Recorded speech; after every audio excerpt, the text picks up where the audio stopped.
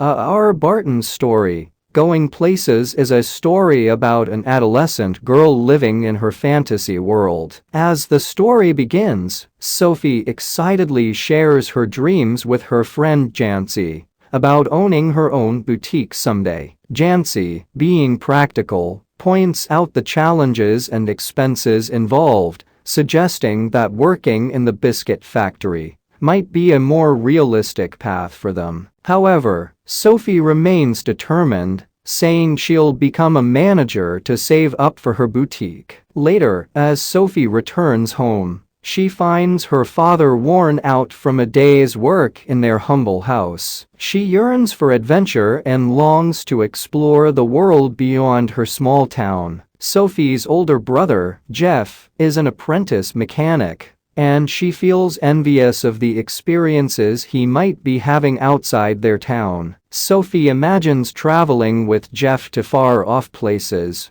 wearing a vibrant yellow dress with a flowing cape. She yearns for the world to applaud their arrival, but she knows her father would never allow it. Despite that, she shares with Jeff her encounter with Danny Casey in the arcade, a talented footballer. Jeff is skeptical at first, but eventually believes her. When their father enters the room, Jeff informs him about Sophie's meeting with Danny Casey, but their father dismisses it as another one of her wild stories. He warns her to be careful, as she might get herself into trouble. Sophie asks Jeff not to reveal the encounter to anyone else, as she doesn't want people doubting her. The following Saturday, Sophie witnesses Casey's brilliance during a United match, and her pride swells. She had promised to meet Casey again the next week, and she eagerly waits for that moment. However, when the day arrives, Casey doesn't show up. Sophie sits on a bench by the canal,